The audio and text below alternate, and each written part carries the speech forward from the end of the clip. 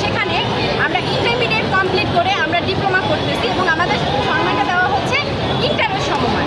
এখন আমার কথা হচ্ছে যে আমি ওদের থেকে 2 বছর বেশি করলাম, ইন্টারমিডিয়েট কমপ্লিট করলাম, সারা বাংলাদেশে একটা নার্সিং একটা অ্যাডমিশন টেস্টে লাখো লাখ স্টুডেন্টের সাথে আমি ভর্তি দিতে বসলাম। সেখানে 40 মার্কস পেয়ে আমি এসে কী করলাম, নার্সিংয়ে ভর্তি হলাম। নার্সিংয়ে ভর্তি হয়ে আমি 3 বছর পুরো ইংলিশ মিডিয়ামে লেখাপড়া করতেছি। পুরো একটা মেডিকেল অ্যাডমিশন আমার জানতে হচ্ছে, যেহেতু নার্সিং হচ্ছে একটা ওয়ার্কার প্রফেশন, আমার ইংলিশ মিডিয়াম উপায় নাই, আমার ইংলিশ মিডিয়ামে পড়তে হচ্ছে। তো পড়ার পরেও আমি 6 মাস হচ্ছে কিছুটা প্র্যাকটিস করছি। তারপরে আমাকে বলা হচ্ছে আমি নাকি ইন্টারের সম্মান। এটা একটা হাস্যকর না? কোন দিক থেকে আমি ইন্টারের সম্মান? এই বিষয় নিয়ে আমরা যখন হচ্ছে বিএনএমসির কথা বলি, বিএনএমসির কথা বলার পরে তারা আমাদেরকে অনেকবার লিখে পাঠায়। 2019 থেকে 2025 সাল পর্যন্ত অনেকবার এটা নিয়ে কথা হয়েছে, অনেকবার আলোচনা হয়েছে।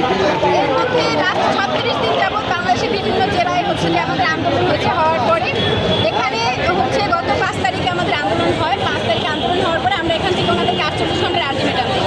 48 ঘন্টার আলটিমেটাম দেওয়ার পর ঠিক যেই দিন আমাদের আন্দোলন করার কথা সেই দিনই বিকাল 3টায় তারা আমাদেরকে পাঠায় আলোচনায় বসার জন্য।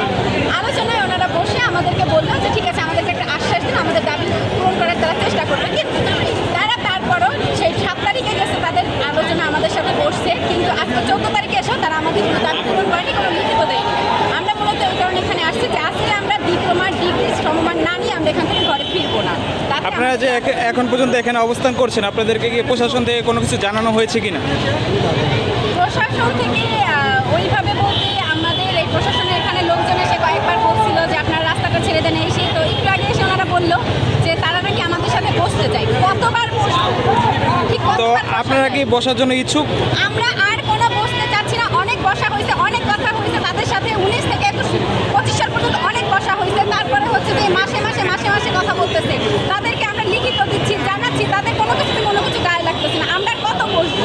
এখন যদি বসতে হয় তারা আসবে, তারা এসে আমাদের সাথে কথা বলবে। আর ছাড়া আমরা একটা স্টুডেন্ট এখান থেকে লড়বো না। আমাদের হচ্ছে ওনাদের কাছে লিখিত দেওয়া হয়েছে। আমাদের এখন দাবি হচ্ছে এক দফা এক দাবি ডিপ্লোমাটিক হচ্ছে ডিগ্রি সমমান চাই। এই ডিগ্রি সমমান না দিলে আমরা এখান থেকে ঘরে ফিরবো না। তাতে আমাদের যা হয়, রাত হোক, যাই হোক না কেন, আমরা এখান থেকে ঘরে ফিরবো না। আর তাছাড়া হচ্ছে যে আমাদের হসপিটালে যারা কর্মরত যেসব আপুরা আছে তারা বলেছে যে তারাও হচ্ছে কর্মবিরতিতে যাবে। আমরা যারা ইন্টার্ন নার্স আছি অলরেডি আমরা কিন্তু কর্মবিরতি আমরা চলে এসেছি।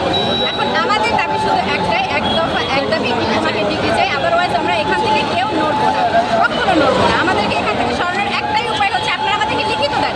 আমাদেরকে লিখিত দেন যে আপনারা আমাদের অধিকার মেনে নিয়েছেন, আমাদের অধিকারটা দিয়েছেন, আমাদের দাবি মেনে নিয়েছেন। আমরা 5 মিনিটের মধ্যে আমরা এই জায়গা ক্লিয়ার করে দেবো। আমরা চাই না, আমরা নার্স, আমরা প্রতিটা মানুষকে সেবা দেই। হসপিটালে একটা মানুষ অসুস্থ হয়ে আমাদের কাছে সেবা করতে আসে, সেখানে জনদুর্ভোগ করতে আমরা আসি নাই। আমরা আসি নাই মানুষের অসুস্থতা তৈরি করতে, এইখানে বিশৃঙ্খলা তৈরি করতে আমরা আসি নাই। আমাদের উদ্দেশ্য একটাই, ডিপ্লোমাকে ডিগ্রি চাই, দিয়ে দেন, আমরা চলে যাচ্ছি। আমরা অযৌক্তিক কিছু চাচ্ছি না, আমরা অধিকারের বাহিরে কিছু চাচ্ছি না, সংবিধানের বাহিরে কিছু চাচ্ছি না। বাংলাদেশ সংবিধান অনুযায়ী এইচএসসির পরে ডিপ্লোমা হয় না। একটা ডিপ্লোমাকে আমরা ডিগ্রি কেন চাচ্ছি? ডিগ্রি চাচ্ছি কারণ আমরা সমস্ত ক্যাটাগরি মেনটেন করতে এসেছি, সমস্ত ক্যাটাগরি মেনটেন করে আমরা ডিগ্রি চাচ্ছি। তারপর আমাদেরকে কেন দেওয়া হবে না?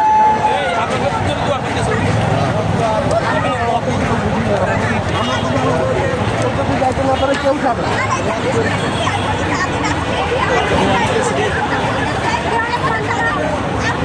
আমি তো আপনাদের পক্ষে, আমি বলছি কাউকে কিছু দিয়ে আপনাদের ভাবে রাখেন, কাউকে কিছু দিয়ে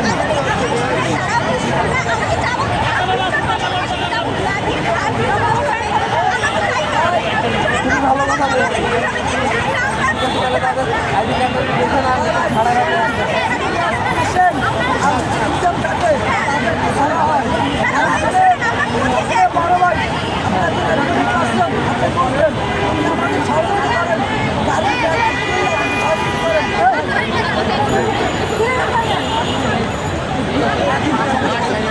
তাদের এক্সাম তাদের দিচ্ছেন তো আইডি কার্ডটা দেখেন।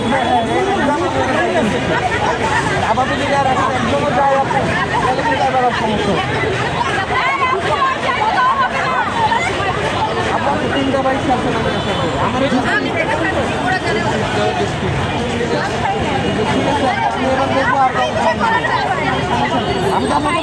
আমি আমাদের পক্ষে, আমি আমাদের পক্ষে, আপনি করুন।